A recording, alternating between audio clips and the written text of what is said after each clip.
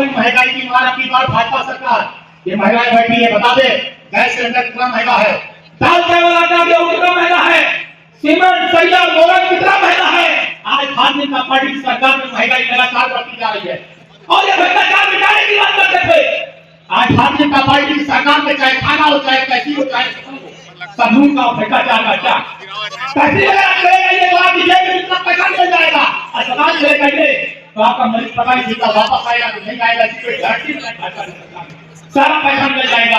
और अगले दिन हमने गाय चलाया था तो घटना होती थी तो 5 मिनट में पुलिस पहुंचती थी, बाबा ने उसका नाम 112 कर दिया। आज अगर 112 पहुंचती है तो जो फोन करता है वो भी पैसा देता है, जिसके खिलाफ फोन करो वो भी पैसा देता है। जब तक करोगा दोनों पक्षों से पैसा न ले लौट करने जाता है 112। ये उत्तर प्रदेश सरकार का भ्रष्टाचार।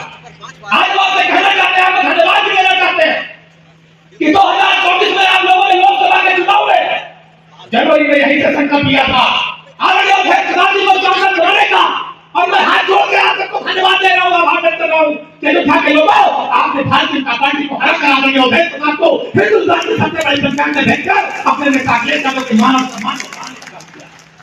और आज इतनी दुखद घटनाएं घट रही है। कल एक कौन की बच्ची उसके साथ अपराध हुआ, हत्या हो गई, गरीब परिवार की बच्ची, एक कमरे का मकान है। यह है बाबा सरकार का कानून का राज। अभी कुछ दिन पहले कहना गांव में गरीब परिवार की बेटी थी, उसके साथ अत्याचार हुआ, उसके शरीर की गोटी गोटी काटी गई, हत्या कर दी गई। यह है बाबा का कानून का राज। गोटी मीडिया में अखबारों में भरा इतना नाम दिखता हो, लेकिन धरती पर आज जो दिखाई दे रहा है तो भारतीय जनता पार्टी के चारों तरफ जंगल का राज दिखाई पड़ रहा है और कुछ नहीं दिखाई पड़ रहा है। इसलिए आपसे विनती करने आए हैं कि 2027 में आज 4 जनवरी 2026 है, ये संकल्प ले लो अगली साल जब 4 जनवरी 2027 है तो इस बात का संकल्प ले लो कि अगली साल अखिलेश यादव आपके मुख्यमंत्री होंगे, प्रदेश के मुख्यमंत्री श्री अखिलेश यादव होंगे। इस बात का संकल्प लेकर जाइए। साथियों, हम आपसे कहना चाहते हैं, जमुना राजा ने पढ़ा, काकंबरी के लिए कहा, बिलाल सहारनपुरी जी ने अपनी बात रखी, हमारे कबीर भाई ने, नक्शे भाई ने अपनी बात रखी। आज कितना क्यों अत्याचार है। सोचिए वो ब्राह्मण समाज जो वोट देकर भारतीय जनता पार्टी को पालता है, पोसता है, बड़ा करता है, अगर 50-60 विधायकों ने एक यहाँ मीटिंग कर दिया और मीटिंग नहीं किया था, रोना हुए थे कि हमारी दरोगा नहीं सुनता, हमारी सिपाही नहीं सुनता, हमारी कमिश्नर नहीं सुनता, हमारी मंत्री नहीं सुनता, और मंत्री रो रहा था हमारी प्रमुख सचिव नहीं सुनता, सब एक दूसरे के कंधे पे रख के रो रहे। सोचिए भारतीय जनता पार्टी में क्या दुर्गति है कि रो रहे थे और ये बात सरकार को बुरी लग गई। जब हमारे रोने के सरकार ने कहा तुम्हें रोने की भी इजाजत नहीं है, अगर तुमने दोबारा रोया तो पार्टी से बाहर कर दिया जाओगे, तुम्हारा टिकट निकाल दिया जाएगा। यह है भारतीय जनता पार्टी और हमारे ब्राह्मण समाज के बंधु, आपको बात समझनी पड़ेगी। मैं इस बात को इसलिए कह रहा हूं कि हम जिस परंपरा के लोग हैं, जिस समाजवादी पार्टी के लोग हैं, अगर आज एशिया में सबसे बड़ा पार्ट हमारे नेता ने अखिलेश यादव जी ने बनाया तो पार्ट पंडित मिश्रा के नाम पर बनाया, किसी दूसरे के नाम पर नहीं बनाया। हम जनेश्वर मिश्रा के नाम पर नहीं बनाते, हमने गांव का विकास किया। पुलिस मुखर तिवारी जी हमारे पार्टी के नाम सदस्य थे। आप सोचिए जब हमारे राष्ट्रीय अध्यक्ष हमारे बीच में अब्बास अली कैदी लुत्फी साहब बदौली के पूर्व विधायक और पूर्व मंत्री आ गए, आप लोग जोरदार तालियों से भाई अब्बास अली कैदी लुत्फी का स्वागत करिए।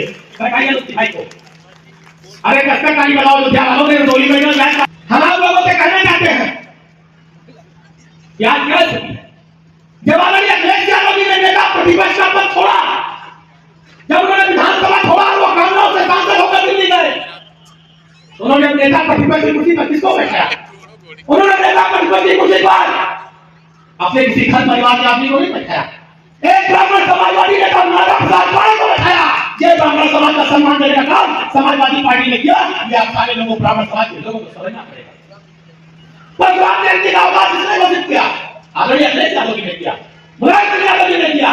संस्कृत विद्यालय को अनुदान देने का काम, जिनकी तनख्वाह पहले 10,000 20,000 होती थी, उनकी तनख्वाह सीधे 1 लाख करने का काम किसी ने किया? समाजवादी पार्टी की सरकार आदरणीय अखिलेश यादव की सरकार ने किया। और जब बाबा मुख्यमंत्री बने तो उन्होंने कहा परशुराम भगवान ने महापुरुष ने उनकी जयंती के अवकाश को निरस्त कर दिया। ये बात ब्राह्मण समाज के लोगों को समझना पड़ेगा। मैंने बात इसलिए कही कि लोग कहते हैं समाजवादी पार्टी लोग उससे पीड़िए, मैं बिल्कुल पीड़िए विचारधारा का हूं। जब हमारा पिछड़ा भाई, दलित भाई, रतनगढ़ भाई मजबूत होगा तो उसके साथ हम भी मजबूत होंगे। अगर कौन पांड्या के द्वारा चुनाव लड़ते हैं तो हमारे पिछड़े समाज के लोग, दलित समाज के लोग, संघर्ष समाज के लोग, हम तो अपने दोनों कंधों पर बैठाकर चुनाव जिताने में लड़ने का काम करते हैं। इसलिए हम उनका आदर करते हैं, सम्मान करते हैं और उसकी हर लड़ाई को लड़ने का काम करते हैं। लेकिन ऐसा मतलब नहीं समाजवादी पार्टी सबकी पार्टी नहीं है। माता प्रसाद पांडे, बस्ती चले जाइए, आलोक तिवारी राज्यसभा सांसद, आप गोरखपुर चले जाइए, कुशल तिवारी पांडे जी, बगल गोंडा में देख लीजिए, बैजनाथ दुबे जी, नंदिता शर्मा जी, अयोध्या चले जाइए, श्री जयशंकर पांडे जी, इतना बड़ा श्री आपको दिखाई पड़ा, आपको नहीं मौजूद है। नगर सुल्तानपुर चले जाइए, संतोष पांडे जी, लखनऊ चले जाइए, अक्षय मिश्रा जी, पूजा शुक्ला जी, कानपुर चले जाइए, अमिताभ वाजपेयी जी, सिद्धार्थनगर में मोनू दुबे जी, मिर्जापुर में लल्लू शुक्ला जी, कितने टिकट समाजवादी पार्टी ने दिए।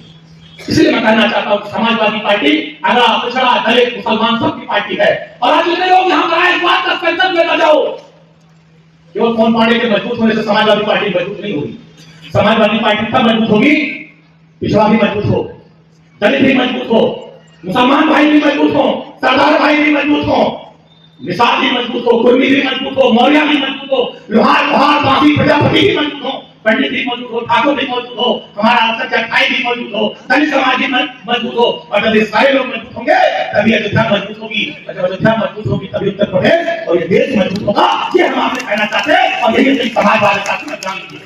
मैं अपनी बात को खत्म करूंगा क्योंकि जवाहर लाल आप लोग सुन रहे आज इस बात का दोनों हाथ उठाकर संकल्प ले लीजिए। कितने लोग ये चाहते हैं कि 2027 में इस प्रदेश की कुर्सी पर मुख्यमंत्री के रूप में अखिलेश यादव जी बैठे। आज जौहर साहब को और पार्टी के नेतृत्व को उस दिखाई को दोनों हाथ उठाकर अयोध्या की धरती से आम आदमी पार्टी की सरकार बनाएंगे, अखिलेश यादव को इस प्रदेश का मुख्यमंत्री बनाएंगे।